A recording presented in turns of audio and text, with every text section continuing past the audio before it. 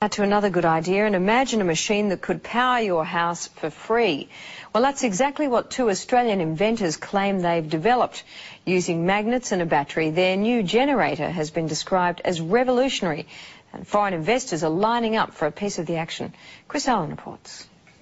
So, John, this is the machine? Yes, this is it, Chris. What's it capable of? Well, it'll power a house. The machine will provide sufficient electricity to run a house and have power to burn. It sounds too good to be true, but inventor John Christie is convinced his machine will change the world. So, John, basically you're saying this machine can produce 5 times as much power as it consumes? Yes, it does. This one, exactly as we see it, it does. And in fact, it can produce more than that.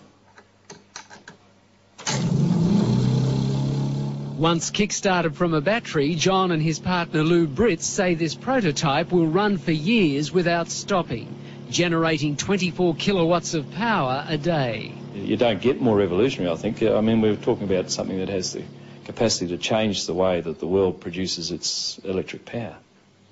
There's a capacity to change the way that cars are propelled. It can replace the combustion engine, in fact.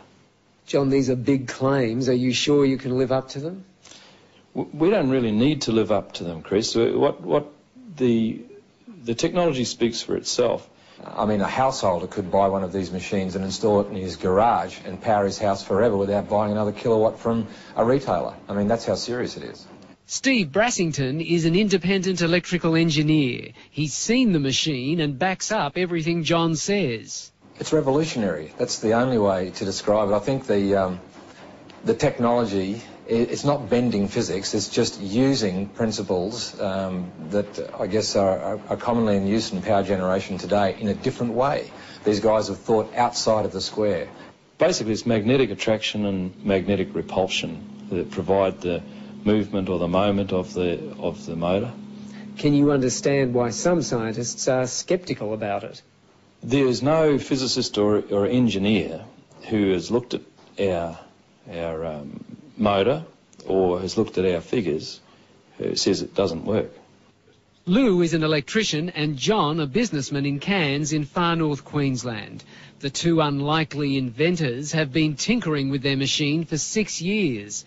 They've applied for an international patent and have been swamped by people wanting a piece of the action. These are the coils. We mentioned the coils don't get hot. Local businessman Alex Roma is one of the many offering money to help develop the generator. If it proves up to be what they say it is, it certainly would be something I'd invest in. John has also spoken to millionaire inventor George Lewin, the man who came up with the Triton workbench and who's now setting up a fund to stop Australian inventions going overseas. There's an opportunity here, I think, to share an invention with the world that is beyond anything that we've ever contemplated before. Scientists here at the local university say while they're interested in John's machine, they're also cautious. They say if the machine can generate as much power as John says it can, then they will have to rewrite some of the laws of physics. And they've urged people to be cautious about investing in it until the generator has been independently tested. Anybody who says it doesn't work hasn't seen it or hasn't looked at our figures. They haven't reviewed it. If they look at it, they'll all agree with us that it does work. John says the household generator should be available in a year and sell for about $5,000. If he's right, it will make him much more. And how much do you think your technology could be worth? I have absolutely no idea. We could be talking about millions of dollars here? Yes, I'd very definitely talking millions of dollars, but I'd hesitate to even take a stab at it. Good idea.